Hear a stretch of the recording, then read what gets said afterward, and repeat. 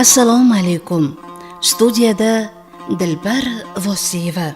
Azizlar, qo'limizdagi Ma'nolar xazinasi deb nomlangan kitobda O'zbek mumtoz adabiyotining asoschisi, buyuk shoir va mutafakkir Alisher Navoiyning G'aroyib us-Sig'ar devonidagi 650 ta g'azallar lug'ati, nasriy bayoni, sharh va izohlari yozilgan.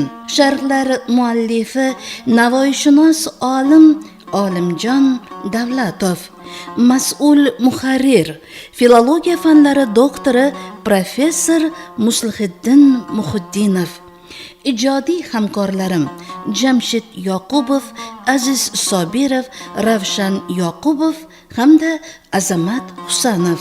Marhamat, tinglang. G'aroyib us-Sig'ar, bolalik g'aroyibotlari. Ishqi din olam menga hayronu, men hayron anga.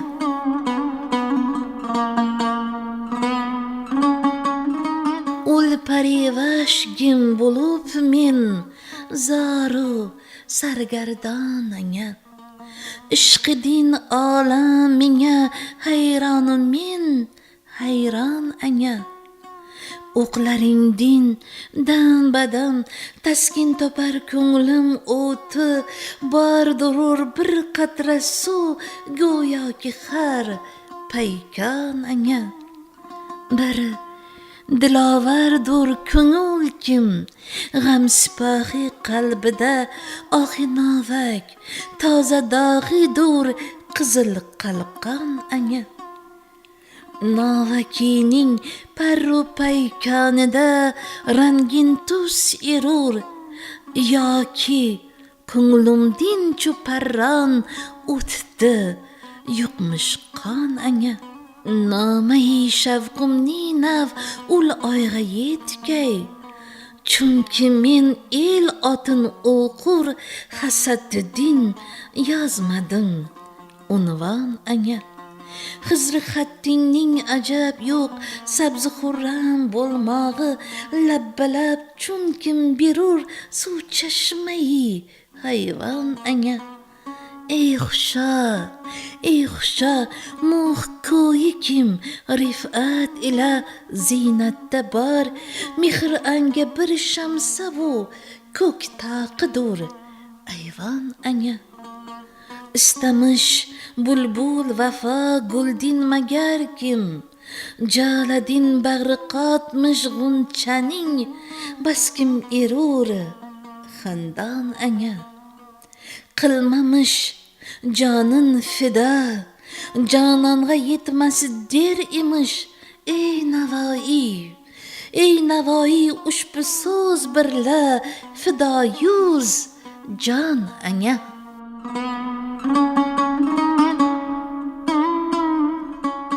Mazkur g'azalda talab yo'lidagi oshiq ruhiyasining badiiy ifodasi o'laroq yuzaga kelgan. Birinchi misrada ma'shuqa parivash, g'ayb olamiga tegishli go'zal xilqat ekanligi tavsiflanadi. Lekin bu go'zallikni hamma ham anglab qadriga yetolmaydi. Bu husnu jamolning benazirligini kashf qilgan lirik qahramon yor ishqida shu darajada hayrat olamiga g'arq bo'libdiki, boshqalar uning hayratidan hayratda qolmishlar. Faxriddin Roziyga ko'ra hayrat ikki navdir: aql hayrati va qalb hayrati. Aql hayrati inson tafakkuri anglashga ojiz qolgan narsalar va voqea hodisalarga nisbatan paydo bo'ladi. Deylik, texnikaning so'nggi yutuqlari ilk marta namoyish etilganda ko'pchilikni hayratga soladi. Ammo ishlash tarzi haqida ma'lumot hosil qilingach, hayratdan nishon qolmaydi. Qalb hayratida esa tuyg'ularning mohiyati ochilavergach, hayrat yanada quvvatlanib boraveradi. Hayratning oshishiga sabab bo'lgan omillar yorning oshiq ko'ngliga qarata otgan o'qlari kabi badiiy timsol va obrazlar yordamida ifodalangan. Navoiy tasvirida oshiqning ko'ngli ishq olamida g'am sipohiga yakka o'zi kurash olib borayotgan bir qahramon. Bu jasur jangovorning asosiy quroli ishq o'tidan falakka o'rlagan ohlar, qalqoni esa zaxmlar nishonidan paydo bo'lgan dog'. Ishq dardiga mubtalo bo'lgan kishi kundalik tashvishlar, g'am-g'ussalar, beqarorlik va tahlikalarni jigarlarni o'rtovchi bir ah bilan yengadi. Bunday odamning ko'nglida boshqa narsaga joy qolmaydi. Oshiq ko'ngildan chiqqan bir ah dunyoviy tashvishlar xirmonini alangalatib yuboradi. Shu sababli g'am qo'shini qurshovida qolgan oshiq ko'nglini shoir yengilmas va jasur bahodirlardek ta'riflaydi. Bir dilovardur ko'ngil kim g'am sipohi qalbida, oh novak toza dog'idur qizil qalqon anga. Keyingi baytda yana 2 va 3 baytlarda qo'llanilgan obrazlar, yorning otgan o'qlari haqida so'z yuritiladi. She'riyat tilida yor bir nigohi, ko'z qiri bilan qiyo boqishi, oshiq ko'nglini o'ziga sayd qilishi bois uning nazarini o'qqa o'xshatishadi.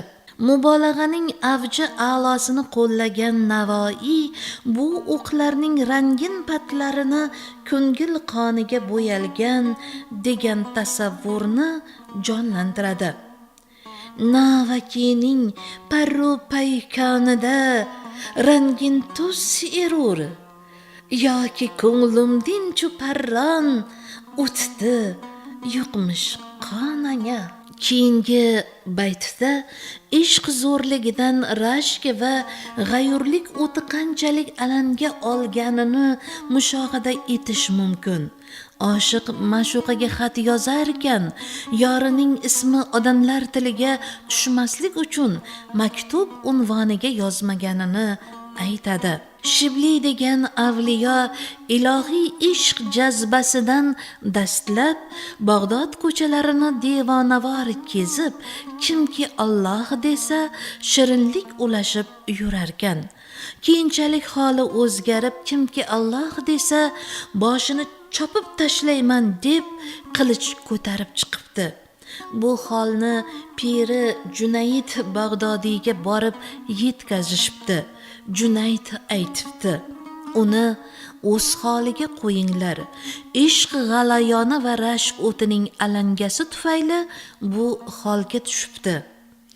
Navoiy tasvirlagan holat ham ayni shu maqomga mos tushadi. Yorining jamolini boshqalardan pinhon tutmoqni istagan oshiq dildorning sabza urgan murtiq xattini Xizrga qiyoslaydi va bunga 2 narsani sabab qilib ko'rsatadi. Birinchidan, yashnab turgan xat Xizrdek husn va ishq vodiysida sargardon bo'lganlarga rahnamolik qilsa, ikkinchidan bu xat jon bag'ishlovchi kalom va fayz manbai yorning og'zi ustidadir. Husni ta'lil san'atining ajoyib namunasi bo'lgan bu bayt talmih, istiora va tashbih san'atlari bilan qorishiq holda kelib, ajoyib san'atkorona baytni vujudga keltirgan. Keyingi bayt Mug' dayri vasfiga bag'ishlangan. Navoiy ta'rifiga ko'ra, Mug'ning ostonasi shunchalik balandki, 4-falakda joylashgan quyosh uning ayvonida naqshlangan bir aks kabidir. Mug' so'zi mag'ubat quyoshga sig'inuvchilarning ruhoniysiga nisbatan qo'llaniladigan atama ekanligini bilamiz. Ammo Navoiy vasf etgan Nuh quyoshparast majusiy emas, balki quyosh uning ulug'lik ayvonida bor yo'g'i bir ziynat bo'lgan oliy maqom bir zot. Ana shunday tavsiflar bizni majoz olamidagi haqiqatlar asrorini ochishga undaydi. Keyingi baytlarda ham an'anaviy obrazlar qo'llanilgan. Tabiatning chiroyli manzarasi, jala yog'ilishi sabab g'unchaning ochilishi hamda bu holatini g'uncha ochilishni kutib yashagan bulbul ko'rolmay armonda qolganini bebaqo go'zallik sohiblaridan vafo kutib bo'lmasligi haqidagi fikrga bog'lab shunday mahorat bilan tasvirlaganki, hatto ana shu bebaqolik va bevafolik talqini kishini tushkunlikka tushirmaydi, balki vafo va baqo sohibi tomon talpinishlarni yanada kuchaytiradi. Maqtada esa Navoiy vafo tushunchasiga esh bo'lgan fidoyilik haqida so'z yuritib, yorga jonfido bo'lish muhabbatining isboti ekanligini ta'kidlaydi hamda o'zi ham shu yo'lda ming joni bo'lsa ham qurbon qilishga tayyor ekanligini bildiradi.